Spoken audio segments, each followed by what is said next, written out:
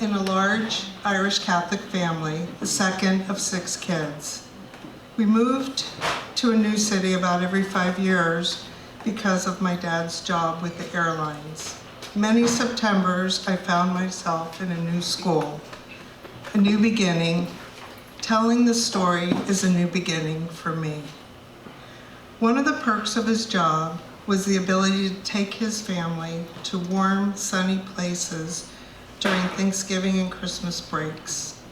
These trips always involved lots of pool time, swimming, reading, snacking. Perfect. The tradition has continued into our adulthood.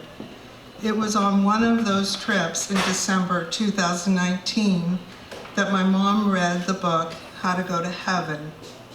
I have a photo of her sitting on a lounge chair by the pool in a wet bathing suit, nose in that book. My mom was a strong Irish Catholic woman raised in the Bronx. She was disciplined and tenacious. She could figure out how to do anything, from sewing our clothes when we were little, to planting a garden, to backpacking in the wilderness. She would read the How to Do It book and get it done. So none of us should have been surprised when she died quietly and peacefully in her sleep 2 months after reading that book. The instructions must have been really clear. But shocked we were. The timing seemed all wrong. She was supposed to outlive my dad. She was the one person that kept my dad grounded on his solid ground. And she had been gently guiding him through life since they married in 1951. She was also the person that protected his kids from his harsh criticism and anger. He was never physically abusive, but his words could really hurt. I never felt I could live up to his impossibly high standards.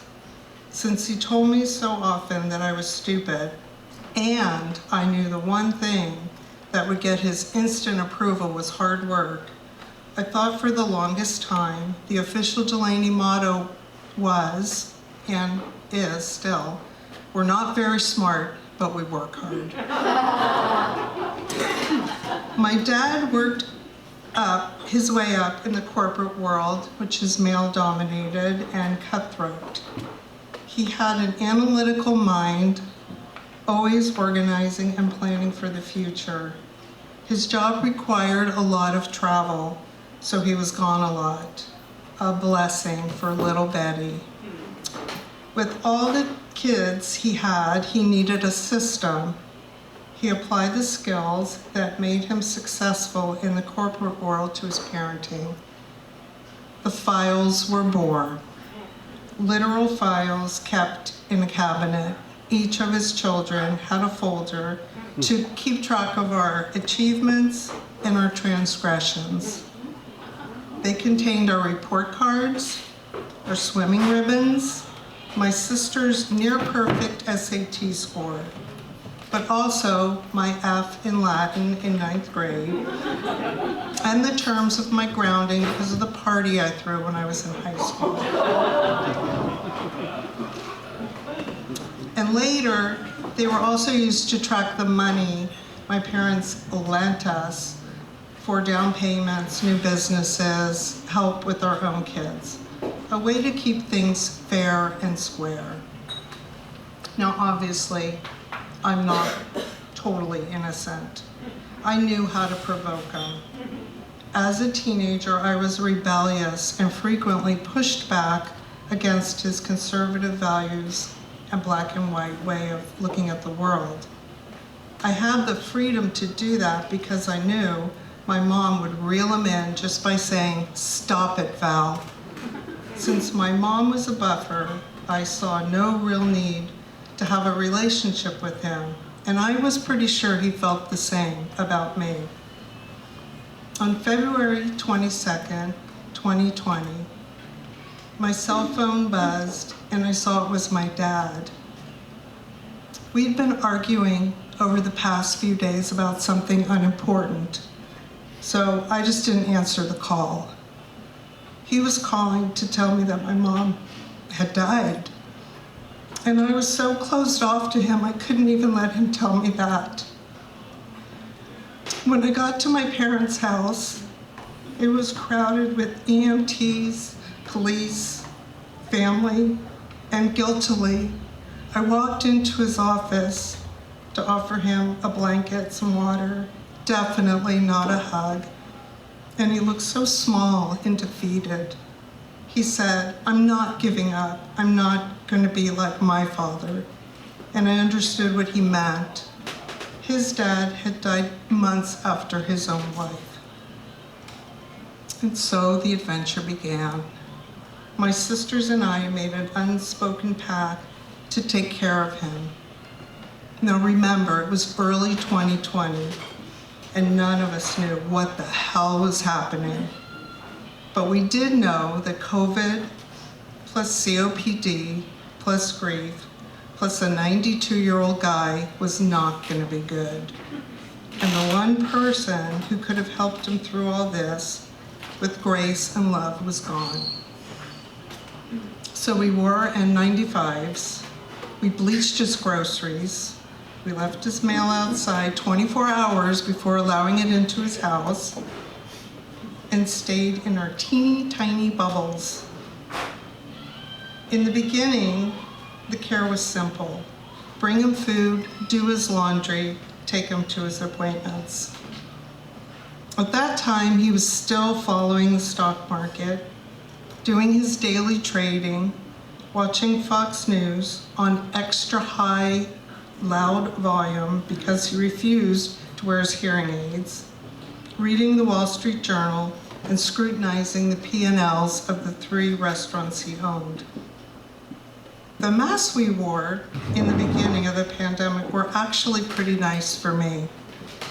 I could take care of him and not really be with him. I felt protected. I could do that Delaney thing. Above all else, stay busy, work hard. Remember our motto, not very smart, but we work hard. And work hard the team did. We tried to keep him active and strong, but he just couldn't do it without my mom. She had been the one that guided him every step of their 70 years together.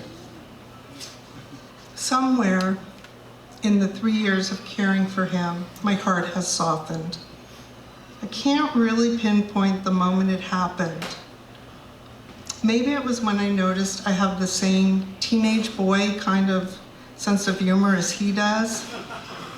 Maybe it was while watching many, many reruns of Shark Tank and guessing who would take what deal. Or maybe it is that he is willing to trust me to go to his doctor's appointments with him. These appointments always involve something painful, and he squeezes my hand at the worst part. My mom is no longer refereeing the arguments, but she's definitely guiding both of us through this journey. And now, when I spend my days with my dad, it's peaceful. Still hard work at times. He's totally dependent on his kids. He doesn't walk, he's confused at times. His house has less furniture and more medical equipment. But now, I see his blue eyes sparkle when he looks at any of his kids, even me. My dad may be getting ready to leave this world soon. I recently read a post from a hospice nurse, and she says when people are getting ready to die, their spirit is like a chick pecking its way out of the egg. It's a really slow process, and it takes a lot of energy to shed a body. I think that's what's happening. He sleeps a lot, he doesn't argue, he's not interested in the stock market. Oh, and now I have a file on him. It's full of nurses stuff, things I think are important. Med lists, hearing aid information, activity and orientation assessment, date of his last bowel movement. And just like him, I do it because I really do care. And it's September. It's time for a new beginning. Thank you.